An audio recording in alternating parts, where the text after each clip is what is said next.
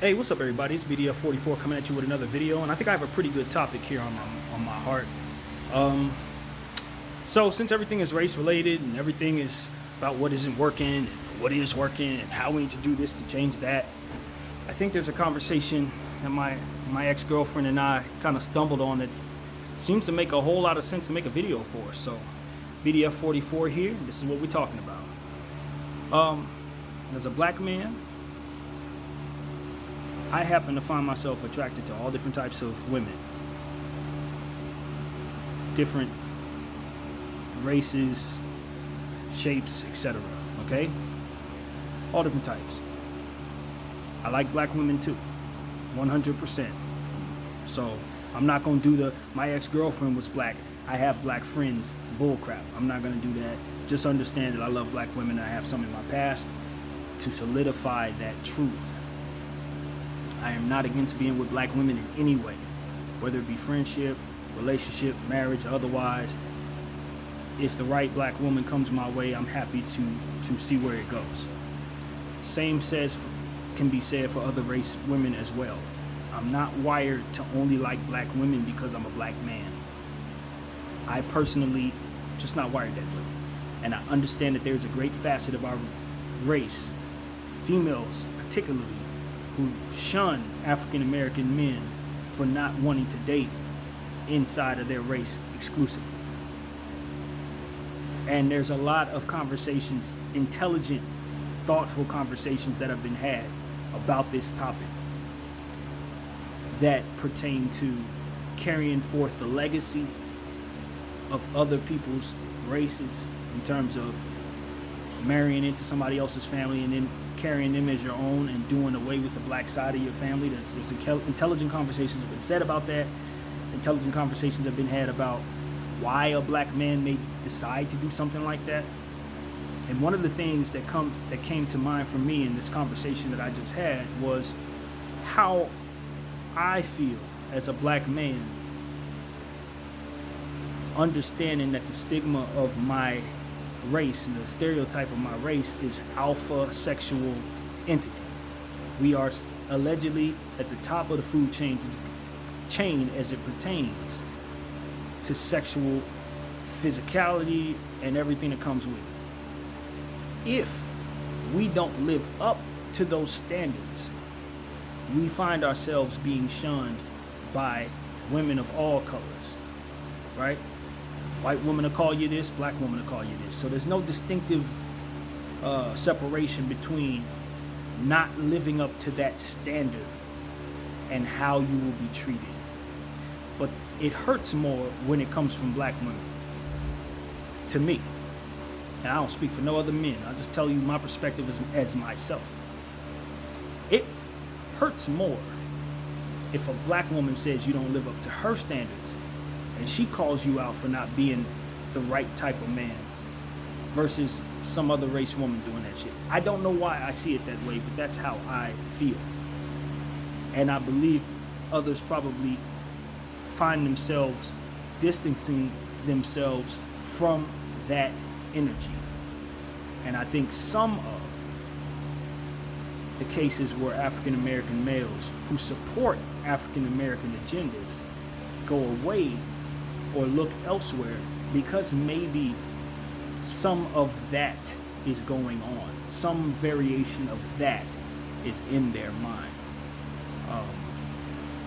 And that's why I told my ex, I'm like, look, for me as a person who believes in the black agenda, who's trying to forward our people in a way that allows us to live amongst others and not feel anything less than equal, part of fighting for equality is understanding that my idea of what should be may not work for the next person who looks like me.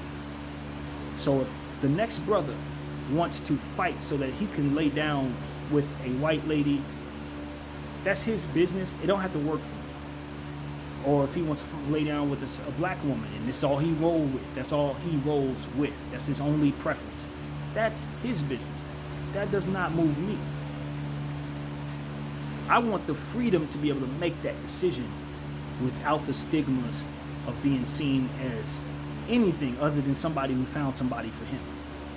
And I think that's what every man who's in an interracial relationship would want, regardless of what their position is. You just want to be able to choose what you want and not be looked at a certain way because of it. And I think anytime we put ourselves in a position to fight against that, we're taking away from our power, not necessarily grasping it. And I think some people get lost in that process when they're trying to figure out what's best for our people, what's best for our race. They think, well, we need to first start with the family, keep the money on the inside, build our businesses from the inside up, start buying banks, different things that further us in our buying power positioning and in this capitalistic world we're in, giving us some type of leverage. Because that's what Jewish people have done. That's what a lot of white people have done. That's what Spanish people are starting to do, or have been doing probably for over 50 years. They just keep their money on the inside, work, and build and keep it together. So I understand that African Americans may have an issue with that togetherness and that mindset of building within together. So for those who want to make the argument that I should date a black woman or marry a black woman for that reason, I hear you. Clearly, I hear you, and I consider what you say, and it's in my mind. I hear everybody who says the opposite, who says, yo, you get into a relationship with a white woman, you're dealing with her right family, you're taking all of your money and all of your assets, and you're furthering the white agenda, even if you're not intending to, because you're making them stronger by way of helping you, or by way of your help, rather. I hear that. That's understood. I get that clearly. And I wouldn't give you a retort. I just hear you, and I've processed what you're saying.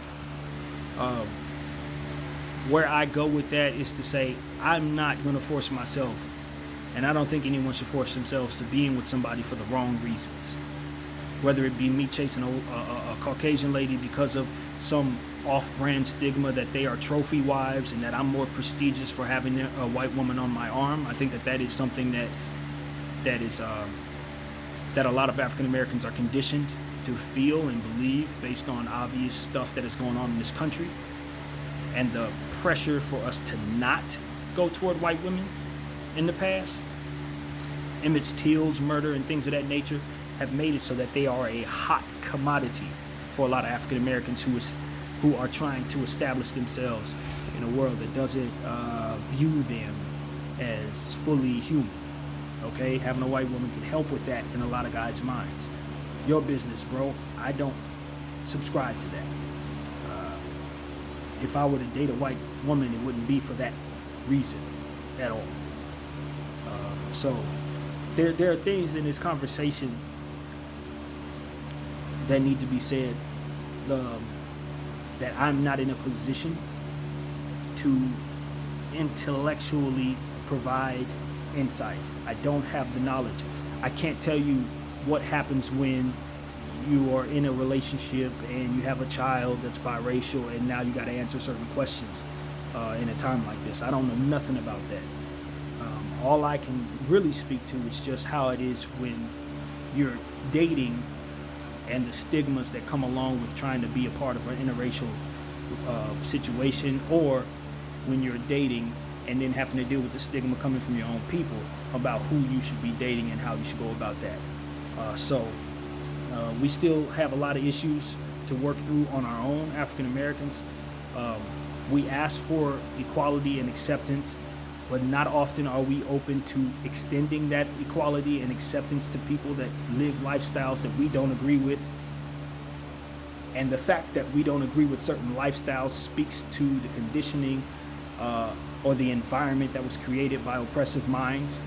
We too have picked up an oppressive gene, so to speak, to show that oppression and to apply that oppression to other people, particularly within our communities. Black trans individuals, black LGBT community individuals as a whole, and people who have less money.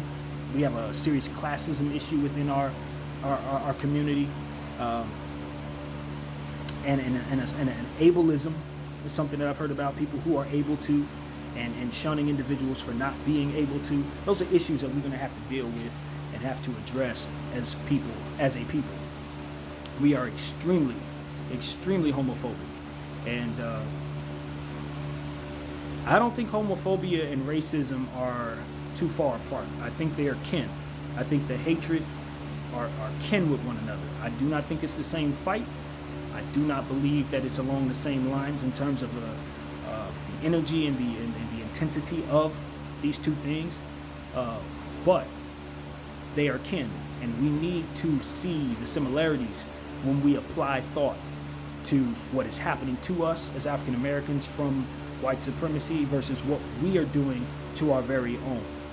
And then I think it's important that white America take a look at themselves and see how their actions are reflecting poor morale across their own race, and how they make it difficult on their own people by being racist and by being prejudiced and by accepting systematic racism as something that is just an acceptable sin, when we know that it should not be. It's a humanitarian crisis and always has been.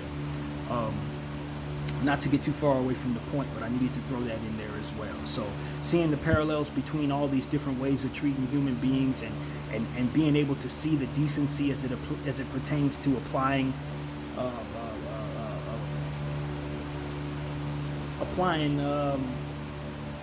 mercy to your own cause, right? You can see the decency when it's pointed at you. Oh, you're doing wrong by me. I wish you wouldn't do that.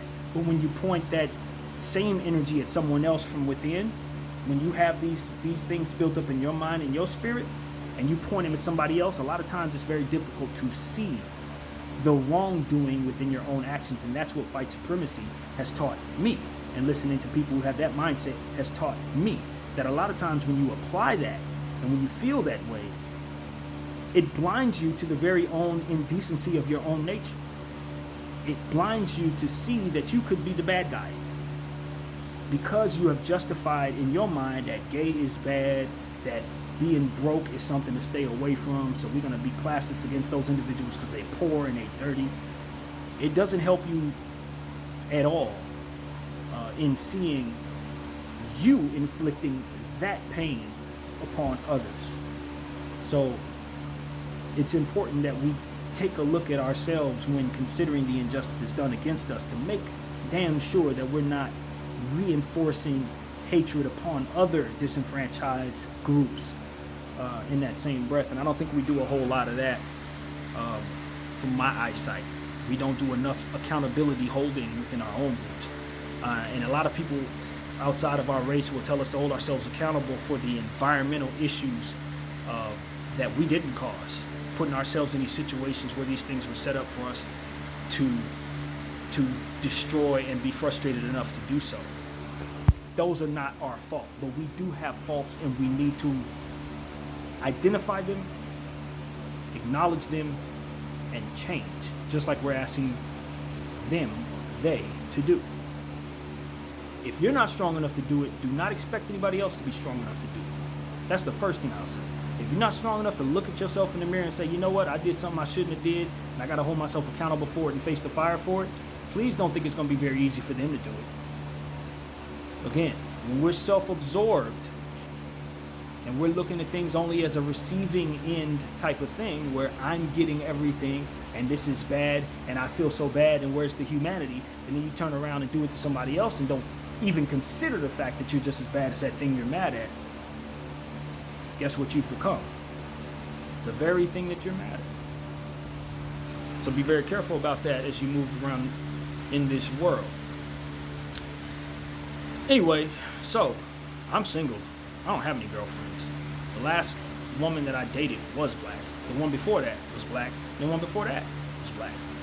But that doesn't mean I'm not attracted to all different types of races. It doesn't mean that I don't have people in my past of different races. It doesn't mean that I wouldn't consider holding down a relationship with somebody, regardless of what color or background or whatever. If the situation's right, the situation's right, and it should always be that way. I shouldn't have to fight with people within my own community about who it is that I choose, being that we're fighting for freedom anyway. The choices that we can make, we want to be able to make them. I shouldn't have to fight with women that look like me by skin because of it. nor should they feel like they've lost anything because I didn't choose to. And that's where we have to try to recondition our mindsets. And I feel like as a man, it's very difficult to speak on this issue because I don't understand how it feels to be a woman. I don't understand how it feels to be a black woman. And I certainly don't understand how it feels to feel like you've been discarded by your very own men. So with that comes a lot of cause and effect, and a lot of what I've seen and received is an effect of that. So if you're going to attack the effect, you better attack the cause. You better understand why they're hitting you with all this energy and give some credence to that rather than just being mad at the energy itself. The energy is there because there have been a lot of African Americans who have treated our women very poorly, who have chosen to be with women for reasons that have nothing to do with their merit and their hearts. And there have been some black women who've been done dirty in some very, very, very messed up situations because black men were choosing other types of women or whatever. And then there's colorism within our community. Darker skinned individuals being treated poorly by lighter skinned individuals. Darker skinned individuals being jealous of lighter skinned individuals and treating them poorly because of it. And everybody seems to think that each other is wrong and nobody wants to hold themselves accountable. From my perspective, from the outside looking in, my very ignorant perspective, there's a jealousy factor taking place between two sides. And it comes down to the conditioning created by the environment created by white supremacy. And I can't escape that. The world holds us as the alpha sexual dogs. So of course we're going to be valuable to our very own women, especially if there's an understanding or a misunderstanding rather that black men don't want to deal with black women. And black women feel like they've been pushed aside for a very long time in a lot of different ways, many different ways. So you couple that energy with the energy that everybody else wants the black man, and then you have a really, really bitter situation, a bitter energy coming from the black woman. And it's deeply rooted in resentment for her own man, and that resentment is merited by his neglect of her. I hear that. I hear it. And I dare not try to make excuses for what we've done or what we haven't done for you. Especially when I know that there's many, many black women who have done so much more for us than we've done for them. And let that not be unsaid. Black women have held us down a lot more than we've held them down for a very, very long time, and they deserve our undivided support. But that support does not always come in us choosing them as mates, and that's something that we have to be okay with as a people. We have to, because if we continue to cut our numbers because he's dating her, or cut our numbers because that person has this and doesn't have that, eventually we don't have enough to use against our enemies. We keep splitting our people in half. The coons stay over there, the rich stay over there, those who are interracial stay over there, those who are dark stay over there. They're splitting us up into so many different categories till we don't really have much. But if we stop all that bullshit, and we stop being angry at each other for reasons that don't really have to do with anything at all, then we can have enough numbers, truly have enough numbers, to maybe make a dent in what it is that we're fighting against. So we need to overcome our issues, African Americans, if we're going to win this race. If we're going to win this war, we need to be on one accord, and we need to stop this "I don't like you because you're not dark enough," or "I don't like you because you're not light enough" bullshit. And stop using the understanding that the black man is not supportive to shun individuals, people, because they fit a category that ruptures your pain. That man over there, he's with a Spanish girl, but he'll die for the cause that we fighting for. But you're mad at him not because of him, but because of somebody else that did what he did with different motivational factors. We need to be more structured in our thinking. We need to be more deliberate in our assessments, and we need to not continue to allow our pain to make us make decisions that separate us. And there's a lot of onus that comes on the black man first to show support to the black woman, regardless if he chooses her or not. And then it comes from the black woman then to accept either being chosen or not being chosen, and not see that as a negative in terms of the support that you're receiving. And ignore the hate. There are going to be black men who hate you for your skin color. There's going to be white men who hate you for your skin color. There's going to be this, that, and the third, everything you can think of. All of it exists. All of it. You name it, it's out there. What you don't want to do is say that that is this, because you do yourself no service in that. I hope that was understood. I hope I made every point I wanted to make. It made us hate ourselves and love their wealth, hate ourselves and love their features, and that is why we look at ourselves and each other the way that we do. We need to unlearn all of this shit. We need to establish each and every one of our issues, and then further establish if it's a product of white supremacy or if it's a product of our very own nature. We need to establish these things so we know what we're looking at. So I'm saying, don't be lazy, people. Don't be lazy in your thinking. It's okay to be wrong sometimes, but it's not okay to re-establish wrongdoing based on not being able to undo things that aren't any good anymore. Undo some of that shit. Unlearn some of that shit. Untangle some of those webs that white supremacy has kept a hold on you. Be fine with what it is that's going on. Care for your brother, care for your sister, and please understand, we are in this together. All of us are dark skinned, whether we are on one side or the next. Everybody of black ancestry, we're in this. Because I'm telling you, light skin, dark skin, brown skin like me, you're still going to be treated as a nigger to those who hate us. And you're still going to be loved as a brother for those who love us and who are supporting us. You're not separate to them. We need not separate ourselves. My name is BDF44.